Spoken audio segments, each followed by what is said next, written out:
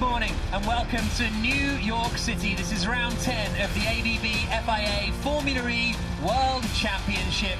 It is the New York City E-Prix. It's fantastic to be back in this amazing venue after a break of 2 years thanks to the global pandemic. But now we can go racing again on the streets of Brooklyn, just over the river from downtown Manhattan. And after an overnight rainstorm, it's a much clearer, crisper morning in New York this morning. And Jake Dennis arriving at the circuit. Eduardo Mortara, the championship leader, arriving in the pit lane. Fist bumps all around for him after his performance so far this season.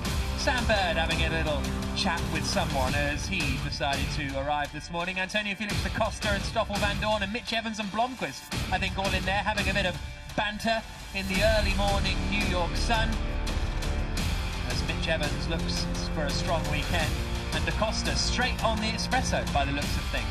Well, I mentioned then Eduardo Mortara is the driver leading the championship coming into this 10th round of the season. He's 10 points clear, having won the last race in Puebla. Then it's just 2 points from Robin Freitz in second to da Costa, Rast and Evans. Nick de Vries is just 1 point further back from that. Van Dorn and Dennis are only 5 points clear of them. And then further down the order, you've got some big names like Lucas de Grassi, like Sebastian Buemi, who don't look like they're going to be in the title fight. Although having said that, Lucas de Grassi did take the win in the first race in Puebla 3 weeks ago. 6th and 7th in the championship standings there were the two Mercedes EQ drivers, Nick de Vries and Stoffel Van Dorn. And as a result of their combined efforts, they are top of the championship. 3 points clear of the DS Techeetah squad. Jaguar Racer are third, and then Audi Sport App Schaeffler are in fourth position again. Tied on points with Envision Virgin Racing. There's only, 14 points separating the top four in the championship.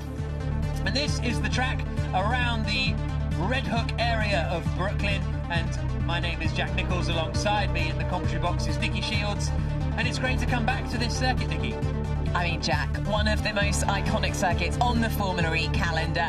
Everyone absolutely loves being here. You know, seeing that iconic backdrop just gives, I think it sends shivers down my spine, and I'm sure it does for the rest of the paddock as well.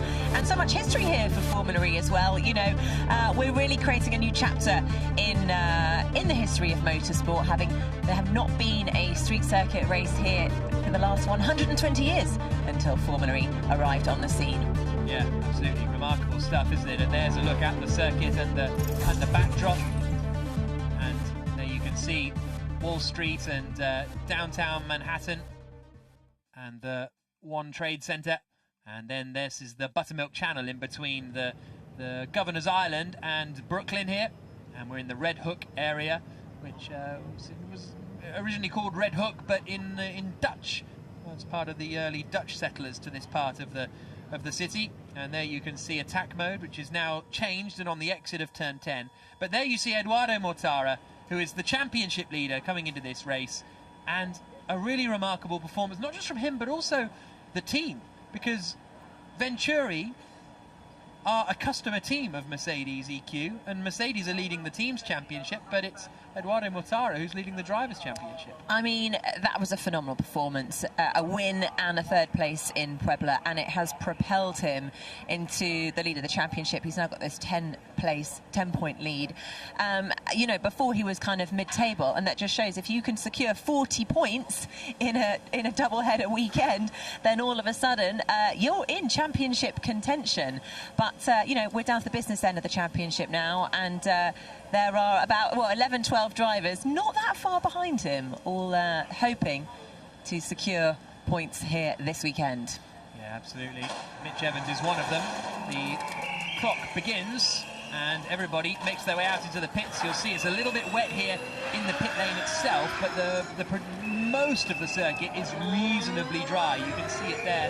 There's a bit of a wet line coming out on the right-hand side. This is René Rast, who we are on board with, just lighting up the rear tyres to try and get a bit of temperature into them for the German driver, who has moved himself up to fourth in the championship. But it's the DS Techeetah of Antonio Felix da Costa, who's first out on track, coming around the dock loop, now heading down Bound Street. As you see, everybody else now making their way out of the pit lane. Just that little bit of moisture on the tyres won't be absolutely ideal. Mortara and Nato, but it's the very early stages of free practice 1, so still another half hour to come. But you can see here parts of the track for Da Costa are bone dry, and they'll be dry but also quite dusty and dirty. You can see all the dust coming off the rear of the DS Cheetah there. Yeah, I'm surprised it's still as dusty, because I mean yesterday we saw sort of huge puffs of dust coming up in shakedown, but it's nice to see that the sun's coming out, so hopefully the track will be completely dry ahead of the race. I don't think there's any rain scheduled today.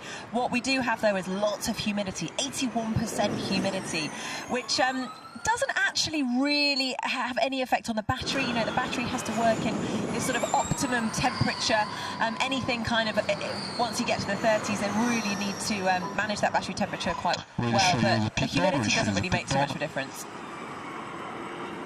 Costa being told they're going to show you the pit board, and you can see it just hanging out there on the left-hand side as Da Costa comes down into the left-hander at turn 1, and this is the dock loop where we swing left, and then the next 3 right-handers at 2, 3 and 4, and that's where some of the track has been resurfaced. Robin Freins complaining that it was a bit slippery yesterday. You can see in the bottom right, hashtag NYC E-Prix if you want to get in touch.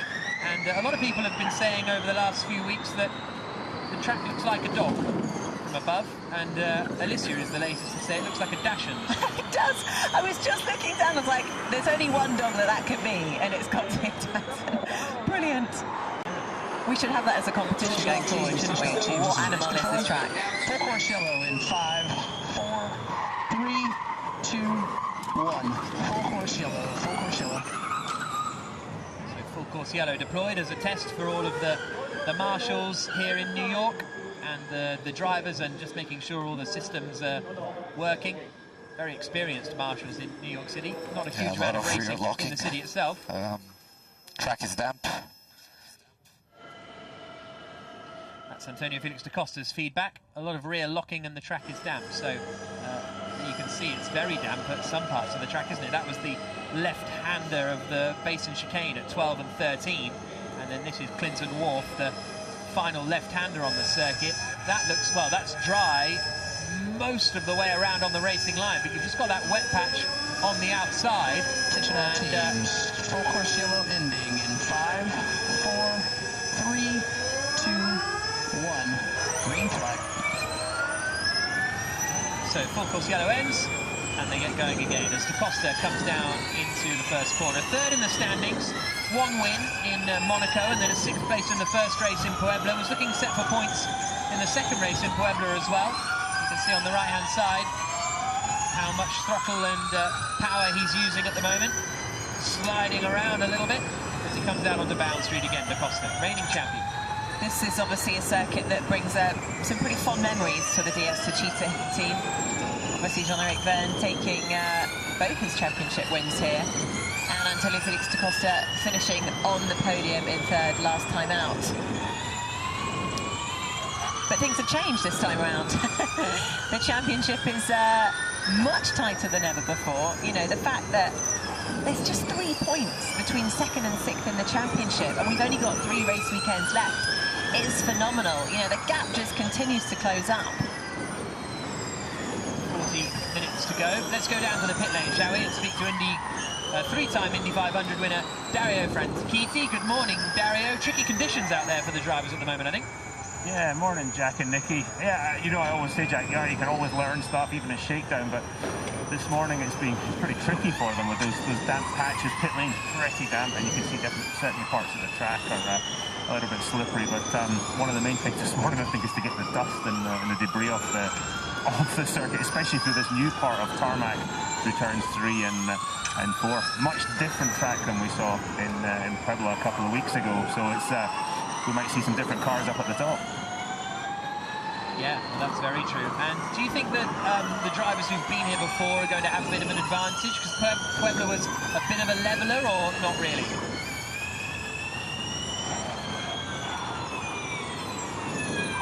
Just lost Dario there for a moment. 40 minutes to go in the session. But you can see Oliver Rowland now coming through the right-hander of the 6 and 7, and then he comes down into the left-hander of turn 9, Oliver Rowland, and out towards the Manhattan hairpin. Very good qualifying. Well, he's been very good in qualifying all year, has Oliver Rowland. He's been in the top 10 on the grid in 8 of the 9 races, comfortably the best performance of the field, and then he started second and first in the 2 races in Puebla. Didn't maybe come home with the haul of points that he would have wanted, but the pace was there from Roland, definitely. Yeah, I mean, he has done a phenomenal job when it comes to qualifying. I think the benefit of kind of more often than not, he's been in Group 2, which obviously helps getting into Superpole, but there is no questioning his skill and the pure pace that he gets out of that car in qualifying. Sliding his way around the first corner, and he's closely followed by Nick de Vries in the Mercedes EQ. De Vries, who is 6th in the championship now, so he's still in that top 6. And despite not scoring that many points, and if anything, he probably wouldn't have minded a weekend dropping out of the top 6 for the sake of a point or 2 to be in the second group of qualifying. Yeah, I think the fact that, you know, he managed to secure those 2 wins, one in Diriyah and the other one in Valencia, has secured himself his position at 6th in the championship. And that just shows that, you know, having 2 wins can keep you right at the top. It doesn't really matter how you do in the other races. I think he's had, what, 4 DNFs where he hasn't scored any points. But that just shows that the highs and lows of Formula E. Crunching the curbs. Now into the Basin chicane. The right and then the left. The Atlantic Basin just to the left of de Vries, where the Redwood Ferry runs to. And a load of ferries actually coming in and out of that basin. As de Vries now gets onto the brakes into turn 1. There's a 1 minute 14.899. Roland and Buemi, the 2 Nissans, quickest at the moment for what it's worth, but what it's worth is not very much. Buemi 200ths back from Oliver Roland at the moment. We go on board now with Lucas de Grassi. See the sun still a little low in the sky there, isn't it? We'll get obviously higher and higher as the day progresses, but some of these early morning practice sessions can be a bit tricky. It's just 8 minutes past 8 in the morning in New York City. Left and right through 6 and 7. Has won here before de Grassi. And season 4 it was. And also, you know, that fantastic win that he had in Puebla. He'd been talking pretty much all of this season that he wasn't going to lose faith. He really felt like Audi had provided him with the best car this season. The results weren't coming, but things really turned around for him in Puebla, bringing home that 1-2 between him and René Rast. And again, you know, you can see the powertrain has been phenomenal this season because René Rast, he's put in a solid performance, P4 in the championship at the moment. He's had 3 fastest laps so far. So there's definitely, they have got it together with the Audi powertrain. It just maybe hasn't come together in all the races for Lucas de Grassi. He had that Rome win that was taken away from him, of course, when his he had a drive shaft failure. But he has had success here in New York in the past. And he scored a load of points. I think had more points finishes than most, but it was 10th and 7th and 8th and 6th and not really, I don't think it was as high as 6th actually for de Grassi, was it? It was, yeah, 7th was his best in Valencia before that win in Puebla. So the points were coming in, but just not a huge amount of them, as you see René Rast hit, the other Audi driver. It is going to be interesting, though, the point that you raised earlier about whether the same top performers that we've seen in the past are going to do well again here today. You know, most of the races or the tracks that we've been on this season have either been new or they've been quite different. We haven't been able to really rely on sort of previous performances that much. You know, Puebla was kind of a level playing field for all of the drivers because it was new to everybody, whereas New York, the track's virtually been identical for the previous 3 years that we've been here. So they had a huge amount of experience, a huge amount of data, a huge amount of information coming into this race weekend. So, you know, the fact that de Grassi's had a win and a second place finish here really does bode well going forward. Rast has never been here, though. That doesn't seem to ever be a problem for René Rast. No, that's true. I mean, he's just phenomenal. I think I was actually chatting to him and he was saying, because, you know, he's known in the paddock to be Mr. Data, you know. As soon as he finishes a session, he'll be straight at his laptop, data, data, data. He might put five minutes aside to eat his lunch, but the rest of the time, he is analysing as much as he possibly can.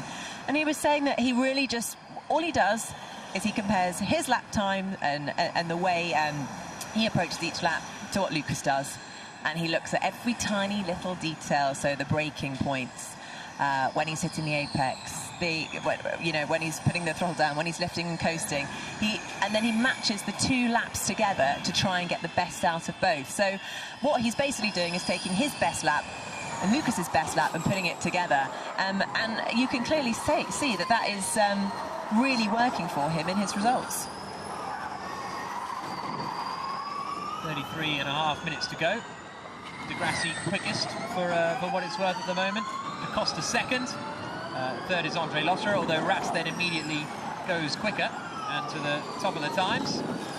And Sims up there in 4th place now with 33 minutes on the clock. Here's Robin Freitz then, who is the 2nd place man in the championship. Finished 2nd in Monaco, but that's his only points finish over the last 4 E-Prix. And he is out now doing a lap. Yet to set any kind of representative lap time, Robin Freitz. So different teams taking different strategies in the early stages with 33 minutes on the clock. Freitz coming into a little bit of traffic there behind Jean-Eric Verne as the Dutchman tries to find a way through past Verne, or he might be happy to sit in behind. I don't get the feeling that slipstreaming is going to be quite as much as a big deal here as it was in Puebla on the long straights, although that was negated by the altitude, but also in Valencia especially a few weeks ago. Freitz goes 21st quickest, but still certainly not on a push lap as we go on board with driver's eye. Bit of a lock-up in front for Stoffel van Doorn, I think that was in the Mercedes, as we were on board with Sam Bird's driver's eye there briefly as he comes through the dock loop. Bit too much understeer in sector 2 and sector 3. Bird saying a bit too much understeer in sectors 2 and sectors 3. I really feel for Sam Bird. You know, he's had a bit of a disappointing run of results recently. You know, he was running really well in that first race in Puebla until he had that collision with Alex in at the attack mode activation point that kind of forced him out. But I know the fact that he's had 2 wins here in New York, he's coming into this race weekend really determined, really focused, and really quite confident as well. Double win in season 3, the first 2 races here. And Bird currently 5th quickest in the Jaguar team. 11th in the standings after leading it after Rome. 31 minutes left on the clock. And we go on board with Bird's driver's eye coming down into turn 1. Dario Franchitti, your thoughts from these first 15 minutes? Yeah, just Sam Bird talking about the understeer, guys. You can watch how much steering lock he's putting in. You can see the front tyres actually, they're more of an angle than the car is going to be. That means the front of the car is pushing on. So they're going to have to fix that, because as the track gains grip today, the rear tyres are slightly wider than the fronts. Therefore, the rear is going to pick up even more grip. So they've got to fix that imbalance in the Jaguar fairly quickly. You guys were talking about who has and hasn't been here before. With a double header, and as many double headers as we've had this year, it definitely helps the rookies though, because they have they can do the race today, get all the data, get all the experience, and then come back tomorrow and we get to do it all again. And when you're talking about Sam Bird sort of dialing out that understeer, how much are you aiming for how you think the track is going to evolve over the course of the day, right? Because if we have so much track evolution in Formula E, is that difficult to manage, or can you only set the car up for the track that's there? Well, I think it's experience, Jack, and that's when it's almost like you imagine clay pigeon shooting. You've got to lead you've got to go where you want to go. You've got to lead the clay a bit, so you've got to understand where the track's going to go, make those changes, and that's really where experience from the driver and the engineer come in. So they'll be making some mechanical changes, but they're also going to be making a lot of changes to the powertrain, the differential, to get it working exactly as they want. Then you've got to factor in things like regen. How are they going to regenerate? How are they going to put energy back into the battery? Because that is a key this afternoon in the race, and it also changes the balance of the car massively. You see Alex Lynn have a bit of a lock-up into turn 10.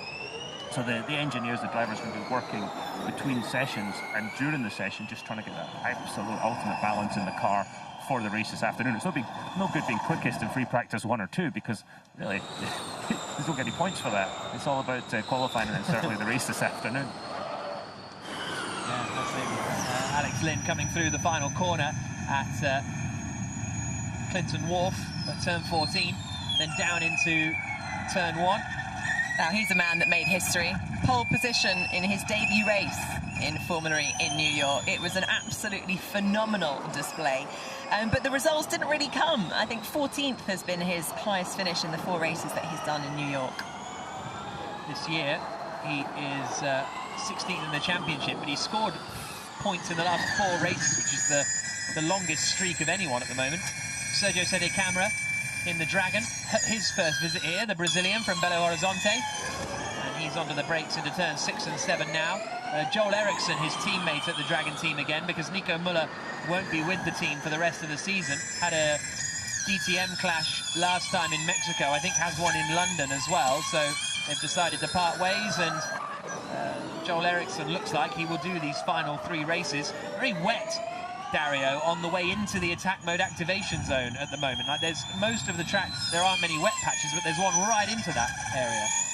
Yeah, and that's obviously not a line that they're using every single lap, but it's going to really upset the preparation, because as we know, how quickly you could get into that attack mode activation zone really could have a massive effect on your race this afternoon.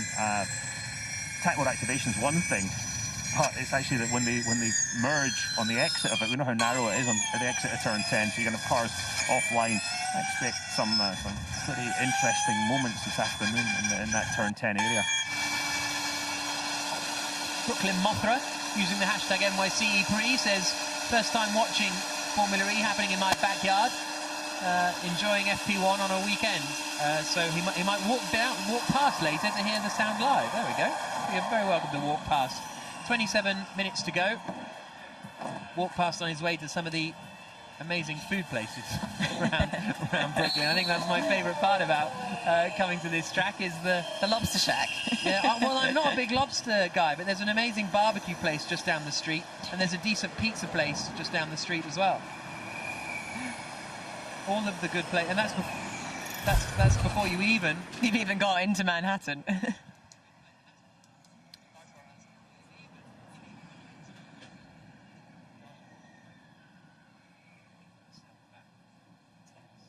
Here's a look at the final corner. And just a little bit of sliding at Clinton Wharf.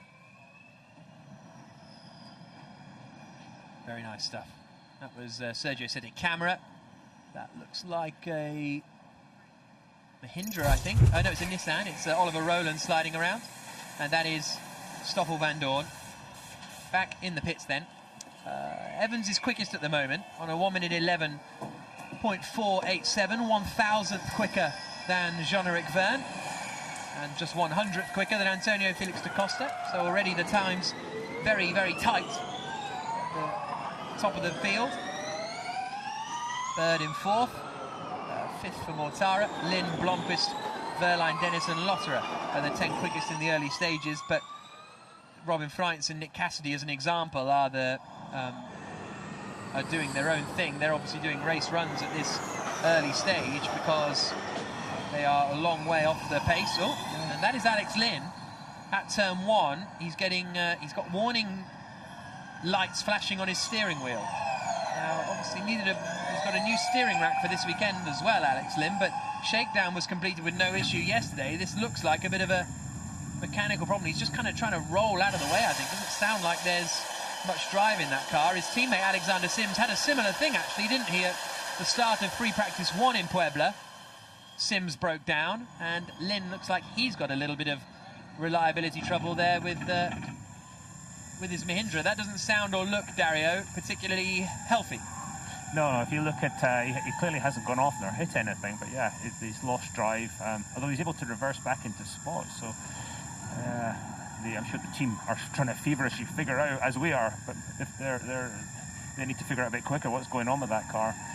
If he can't get out, there's going to be a red flag pretty quick. Let's watch what happens. Yeah, there's just an issue. You can see a mechanical issue. He might have lost drive, as we said, and he stopped. And yeah, that's not good because 24 minutes of the session still to go. There's a lot to be learned. And as far as control, as you can see, if he doesn't get out, it's really going to hurt the rest of the turns right, turn 1. He's going to power cycle the car, just obey the flags, please. Scott Elkins, the race director, just informing everyone that the car is off there at turn 1. Yellow flag out at the moment, but I think Alex Lynn is just doing a reset of the car at the moment, turn it off and on again, and see whether that can get it moving, but if not, we might be in for a little bit of a red flag period. The two Jaguars are now toppest. Oh, and I think he's got going again now, Alex Lynn, so we won't be in for a red flag. Yellow flag's gone away. The two Jaguars quickest at the moment, first and second, and the two DS Cheetahs third and fourth with Vernon da Costa. Again, very early days, but that was kind of the pace we saw in Monaco, wasn't it? That Jaguar and DS Cheetah felt like the two, Nikki, that had the real pace. Yeah, absolutely. And you know, Jaguar, think about the history that Mitch Evans has had with the team at Jaguar. You know, they joined together back in season 3 when Jaguar restarted racing, and it's been an incredible journey. You know, Jaguar in the team's championship have moved from 10th up to sort of 6th and 7th for a couple of years, and now they're third in the team's championship. So this has been an amazing progression. There's definitely the pace there. I mean, Mitch, so far we've seen 3 podium finishes, three finishes in third place, but really they're really keen to lock in a win. Bit of a moment at the head. Bit of a moment. I have a bit of a moment sometimes as well. Don't worry, Mitch. But you know, I know he was so gutted after that Monaco race. He really was competing against Antonio Felix da Costa for the win, but it was just unfortunately overused energy just a little bit too much towards the end, and had to give up the win to da Costa and Robin Frijns and finish third, because I think to him, you know, well, to all the drivers, of course, winning in Monaco means so much to them, and he was just so close. So that was a shame, but I'm sure that just makes him even hungrier for the win. 22 minutes left on the clock. Into the pits comes Mitch Evans then. He and Sam Bird both returning to the pit lane. And you can see where there's a bit of a puddle there. There was a very big puddle in shakedown yesterday that everybody wanted to try and avoid. And this is the Neo 333 car of Tom Blomqvist, who's done a good job in qualifying. He's out-qualified Oliver Turvey 6-3 over the course of this season, Blomqvist, but hasn't been able to score a huge amount of points. Actually had his best qualifying of the, well, not of the season, but of recent races, with a 9th place in Puebla last time out, but got damage on the opening lap and then had to drop down through the field a little bit and didn't score any points. Guard rubbing on the front left. Some weird guard rubbing on the front left. Dario, is that the sort of actual bodywork, do you think? Yeah, it sounds like it. It's probably dropped a little bit, and it's just every time he turns the wheel and it catches it, it'll feed back through his hands, and it's really distracting. You can see it actually looks very close. The wheel looks close to the guard as well, closer than we're used to. So yeah, that'll be definitely distracting Tom Blomqvist. As you say, he's done a great job recently. He really has. In qualifying, you see the two Neos line astern. To out-qualify, I have to say, to out-qualify Oliver Turvey, quite impressive over the season so far. So that shows what a good job he's doing. Yeah, he's always been a bit of a qualifying master, Oliver Turvey, and can pull results out of nowhere, but Blomqvist has been pretty good against him this year, Nikki. Yeah, I think, you know, again, Tom's kind of really settled into it. He's had a bit more experience now than previous seasons, and, you know, the fact that he managed to score that third place qualifying result in Valencia was phenomenal to see. 20 minutes left on the clock. Ian James, the team principal there of Mercedes EQ. Albert Lau is the chap with his back to us on the left-hand side. He's speaking to Nick de Vries on the radio as Nick Cassidy now returns to the pits as well. Robin Frijns has been in the pits for a while, I think, although as I say that, he has just left the pits, so maybe some issues at the Envision Virgin team, but Cassidy is now returning to the pit lane, and he pulls back in to the garage, and they'll wheel him back in for a bit of work, and then send him out again with 20 minutes left to go. Cassidy complaining about understeer in that Envision Virgin car, as Lucas Di Grassi, running 5th in the Audi, comes out of the dock loop, down Bound Street again. And Dario, how much is Di Grassi in this championship fight or not? 13th place. We saw Mortara leap from, you know, what was he, 12th going into Puebla, I think, up to top of the standings. Can you rule anyone out of the championship fight at the moment? Same thing when he came up on screen.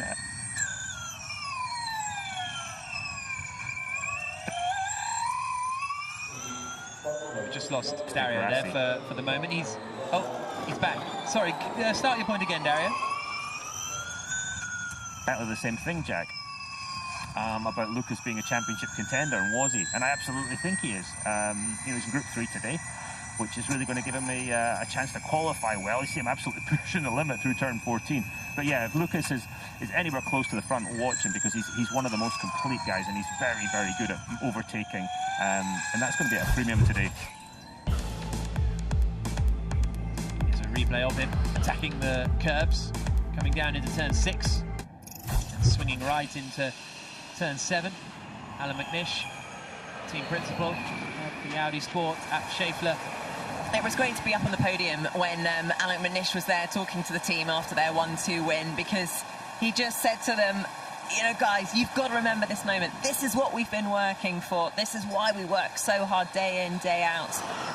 Capture this moment, treasure it, and keep on pushing. And it was a really special moment before they all went crazy and sprayed champagne everywhere. Pascal Wehrlein goes to the top of the times in the Porsche. Statue of Electricity is what they've got written on the halo today. Always have something fun written on the halo to Porsche. And he is coming through the dock loop, having just gone to the top of the times. Very impressive in Mexico last time out. Pole position for the first race, won it at a canter, really. Second on the grid for race 2, and ended up only finishing 3rd, but still a reasonable haul of points of Wehrlein. Moved him up to, well, he was 2nd on the road, wasn't he? And then was given a time penalty that dropped him down to 4th, but a reasonable haul of points, up to 12th place, ahead of Lucas Di Grassi, and 9 points clear of Di Grassi. So that's the thing, if we're saying Di Grassi's in contention, Nikki, then Wehrlein is as well, and he's down in 12th place. Absolutely, 100%. But I mean, you know, it's so close, Jack. You look down, okay, so Grassi's on 39 points, Lynn's in 16th and on 32 points. You know, he could still be in contention. They really are so bunched up at the moment. No one has managed to take charge of this championship yet, and all it takes is one win or you know, a decent points haul over the weekend, and it suddenly puts you back at the top of the championship standing. So I think the drivers this weekend really need to, their kind of aim, I think, has to be to, if they can, take home 25 points, whether that's a win, whether that's 2 4th places. It could be any way, but I think a decent amount of points is the only way that they're going to start to be able to pull away, and this is at the point it needs to happen in the season. So Frantz has gone quickest after being in the garage for a while. He's gone 0.6 of a second quicker than anybody else. Wehrlein and Wood, that's an odd one. That's a little spin at the Manhattan hairpin for Jean-Eric Verne in the DS to, no, sorry, it's De Costa. It's De Costa in the DS to Cheetah. Having a very strange spin there, Dario. He managed to kind of handbrake turn it right into the apex. Yeah, I wonder if he was trying to see exactly how much he could regenerate, pull the regen paddle, which essentially works only on the rear axle, and it is like pulling a handbrake a little bit. I wonder if he just got a bit aggressive with that, or maybe the setup in the car was a bit aggressive, and round he went. One of the Audis was in the attack mode activation.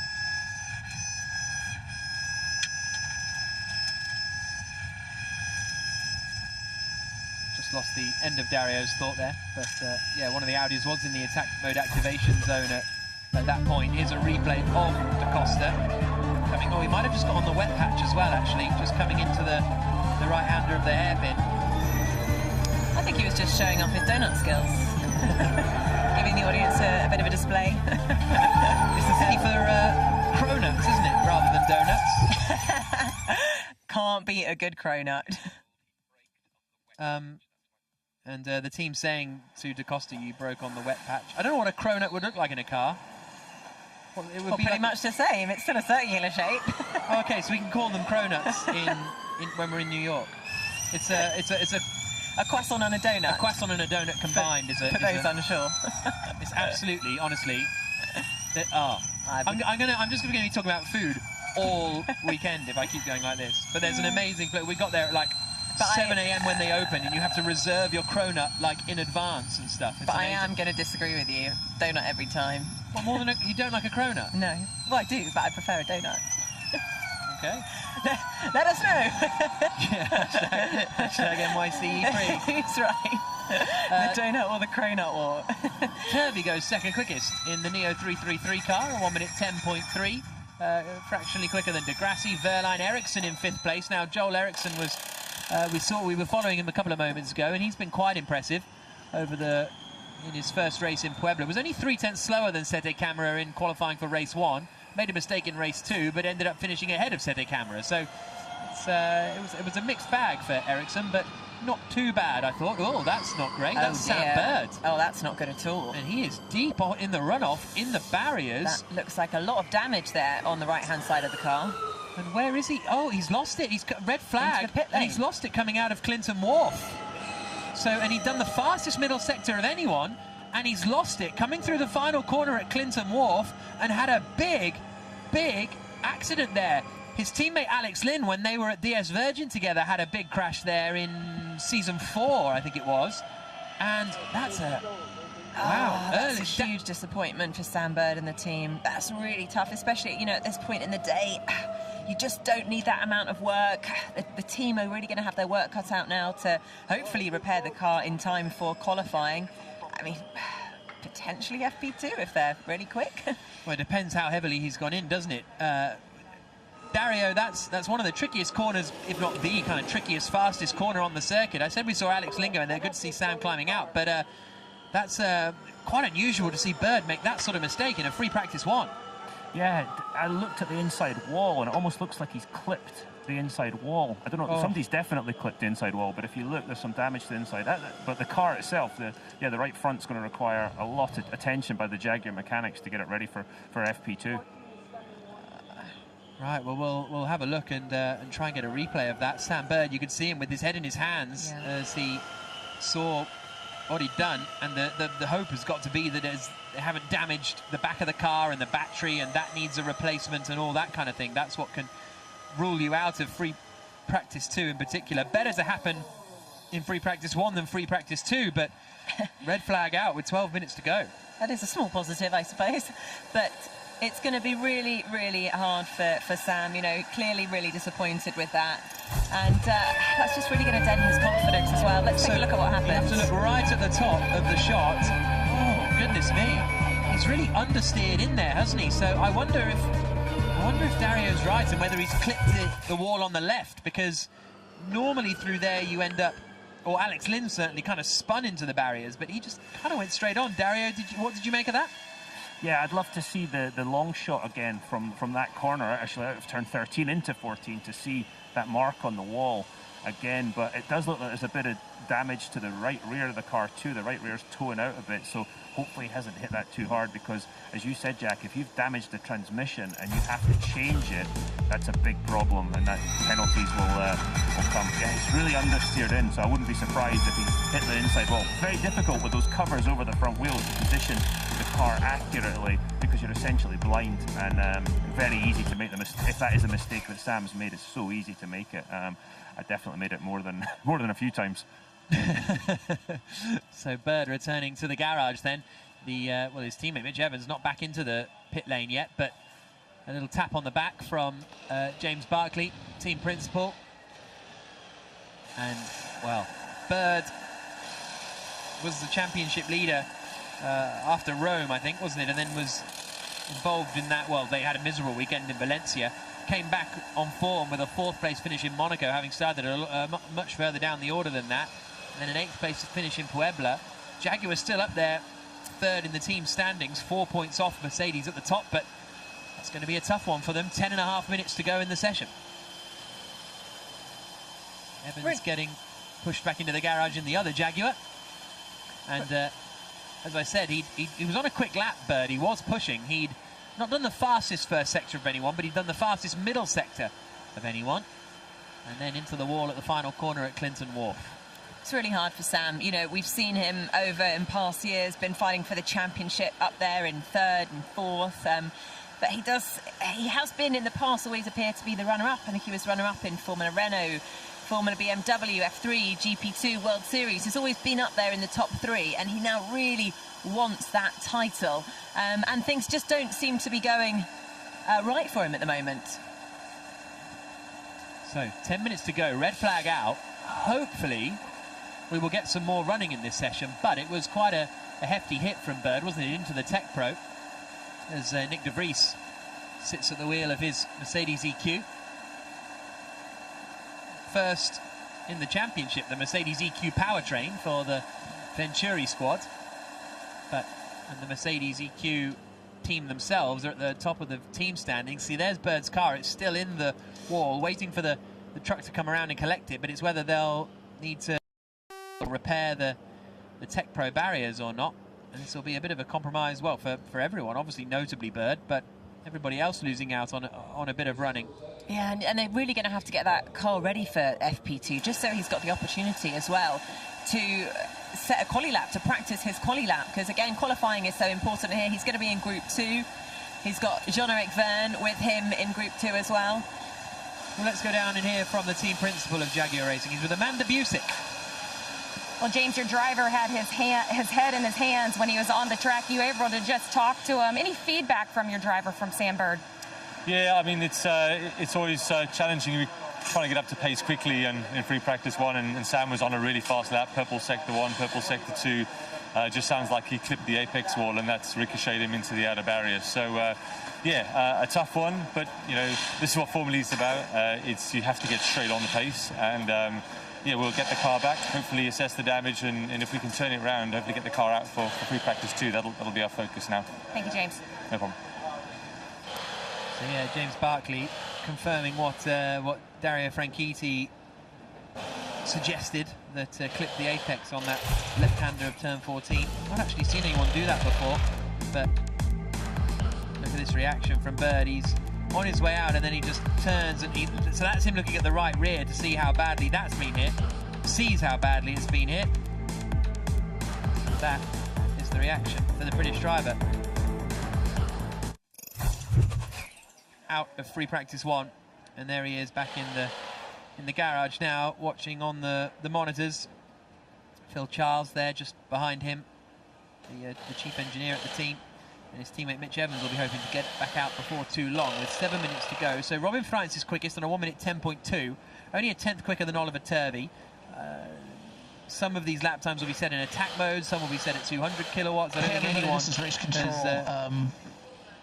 As you can see, we're recovering the 10 car, but we've got a few Tech Pro blocks to repair. If there's any way to extend the session, I will do so, but just stand by, and I'll let you know. Scott Elkins, race director, saying we want to extend the session.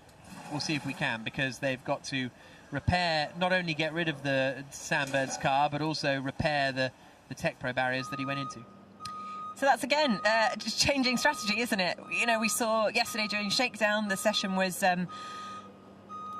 cut short, and then this morning, if you've got your FP1 session changed, it just doesn't allow you to get that full practice in that you need before going into qualifying. Qualifying is so intense. You get one shot at setting your qualifying lap.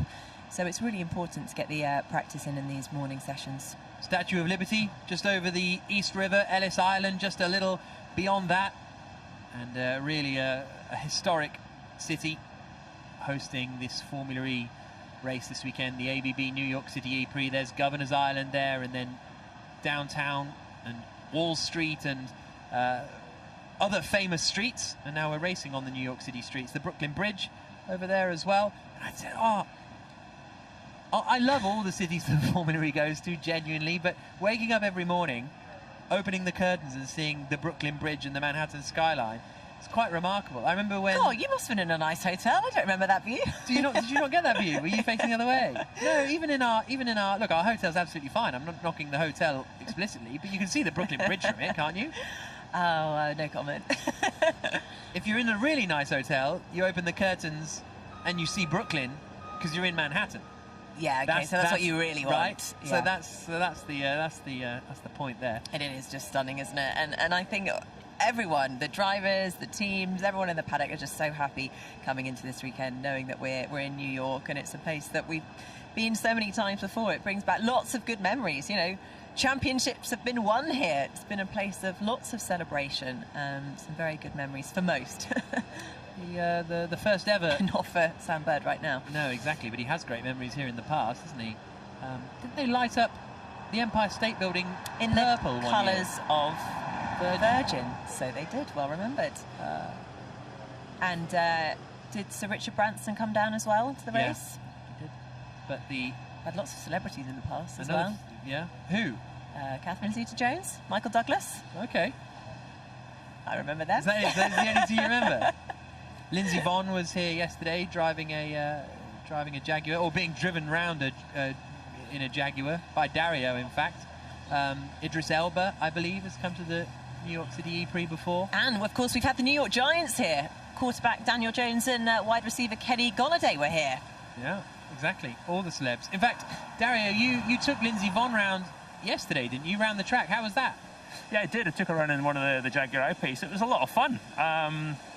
She wanted to drive, but unfortunately she doesn't have an FIA license, so I was able to drive around, and it was good to really help understand the track a bit. But now the pressure's on James Barkley and the guys at Jaguar, because she really wants to drive the racing car, so I think she'll be behind the wheel pretty soon. Yeah, she's good friends with Lewis Hamilton and has come to quite a few Formula One races in the past as well, so a big motorsport fan, Lindsey Vonn, the downhill skier of great renown. I don't actually have her stats to hand. How many downhill titles does Lindsey Vonn have, Nikki? I think 5. I will actually look it up now. Let's fact check that. I mean, it'd be really nice if I got that right. Later on. She's won World Cup races in all 5 disciplines of alpine skiing, in downhill, Super G, giant slalom, and super combined. 82 wins in the skiing world. There we go. 3 minutes left on the clock. Red flag out at the moment. And another thing you'll remember, Nikki, was the first ever street race in New York City. What, over 120 years ago? Yeah, 1896. 1896. The Cosmopolitan Horseless Carriage Race. That's the one. They raced from the New York City Hall in downtown Manhattan up to the Cosmopolitan offices, the magazine offices, which were in Irvington in Westchester. I like how they had to state it a horseless carriage. Right. Just to make it clear that it wasn't a horse and carriage. When did we stop calling them horseless carriages? I think we still should. I'm going to take the horseless carriage to work today. Yeah, I think it should still be called a horseless carriage. 2 minutes left on the clock, but don't forget, you can influence the outcome of the E-Prix as well. You can get involved on social media, and you can scan that QR code in the bottom right, or head to fanboost.fiaformulae.com or fiaformulae.com/fanboost and vote online. Da Costa and Van Dorn, always the favourites, but Birds of Reese and Evans are in there at the moment, so the Jaguars looking fairly strong. Jean-Eric Verne just missing out at the moment in 6th position. Eduardo Mortara there at the top of the standings, but only 1% of the votes at the moment in 13th place.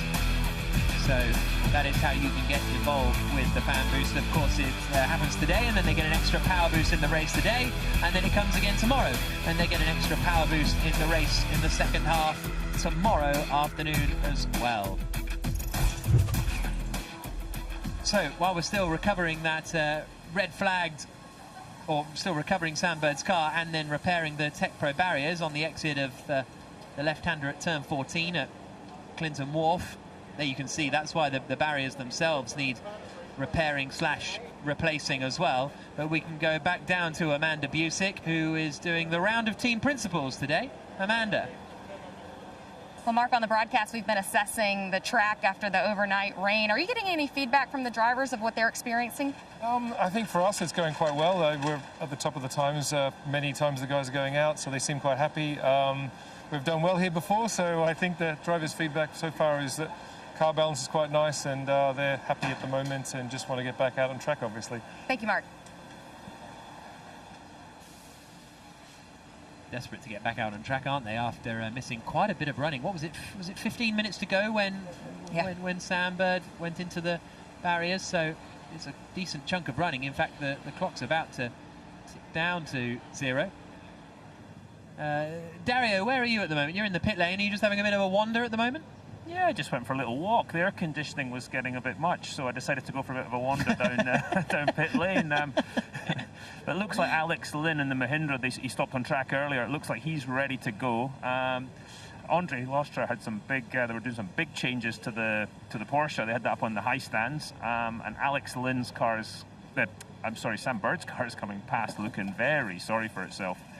There's quite a lot of damage to the right front. Yeah, it's going to take more more than a minute to fix that. I'm just going to run out into pit lane here, probably get in trouble. Yeah, that's quite significant damage at the front end of the car, which the Jaguar mechanics can fix very quickly. I'm going to run around the back and see. No, I think he's okay at the back of the car, which is a really important bit, because that's where the penalties come when you start damaging the stuff at the back, as we've discussed. Yeah, we're seeing it as well on our monitors. So you're right, the back doesn't look absolutely terrible, does it? And you can see all of the Jaguar mechanics were straight out there to look at the back as well. And he went sort of he kind of went straight in, didn't he, Dario? Because he understeered in rather than, crashes we've seen before where people have lost the back and gone in backwards. Yeah, exactly right. And hopefully he got his hands off the wheel, which it looks like he did, because the wheel with all the different paddles, the regen paddles and stuff like that, they can really do some damage if you hang on to the wheel and it kicks back when you hit the barrier. But yeah, it looks like it could be a good fix. All the mechanics in pit lane are absolutely top notch, so they'll get it fixed quickly. Then I think he'll be out for qualifying. F3 practice 2 might be a bit of a stretch for the Jaguar mechanics. Well, lend a hand while you're down there. Oh no, I broke them, I never fixed them.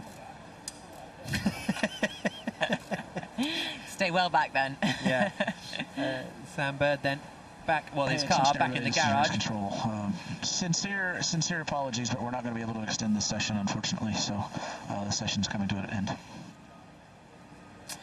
So session will not restart, and it will finish with Robin Freit's quickest in the Envision Virgin car. You can see why, because they need to replace those Tech Pro barriers, and you've got to align it properly with the barriers behind it as well, and so that will take a little bit of time. And the second practice session is due to get on a little bit later, and when free practice 2 gets underway, and there go Nick de Vries and Stoffel van Doorn to look at the times.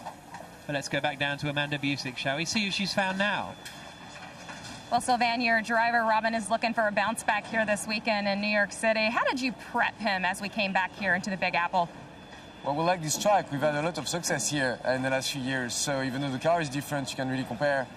We feel very at home here. So we've worked like the usual process, a lot of simulation time back at home, back at Silverstone in the UK. And a lot of prep, but we know this track, so it makes it a bit easier compared to going to a new track like Mexico. So we'll see, but so far we feel good.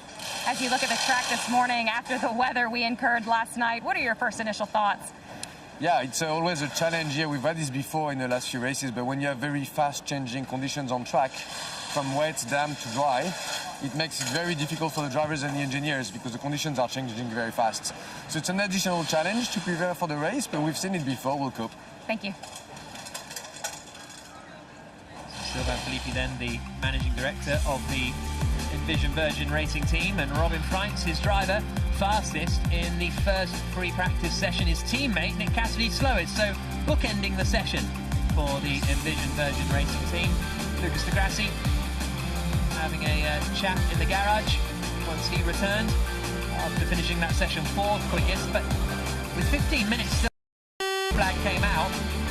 It's difficult to read too much into the results of the session. We'll have a look at them anyway, of course, because it must be done. And Robin Freit is the quickest on a 1 minute 10.282, just under a tenth quicker than Oliver Turvey, which was a very impressive start of the day. 4 tenths clear of Max Gunther in 3rd, de Grassi 4th, Pascal Wehrlein in 5th for the Tagore Forger team. Joel Eriksson doing a good job as well to do an identical time. And down at the bottom, you got René Rast, Jake Dennis, Nick Cassidy ended up slowest. Sam Bird 13th quickest, despite bringing the session to an early end after that crash with the wall at turn 14 at Clinton Wharf. Well, second free practice gets underway in just an hour and 20 minutes time.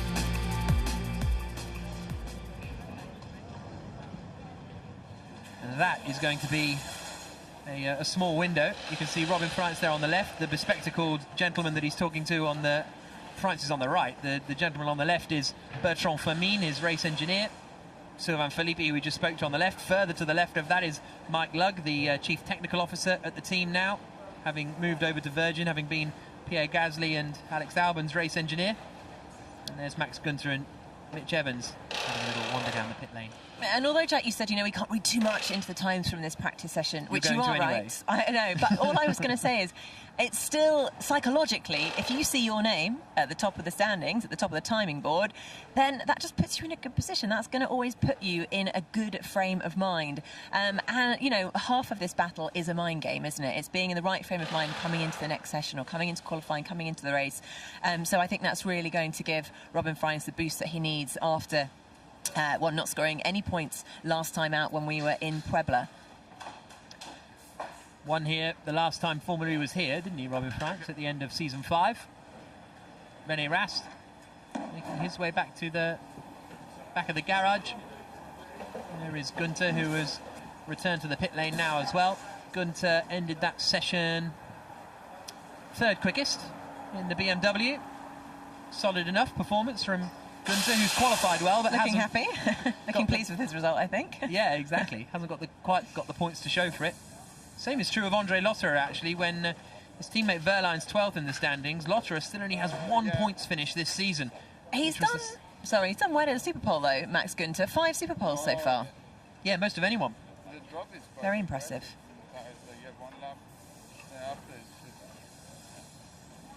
It's interesting. Andre Lotterer saying that the drop-off is quite...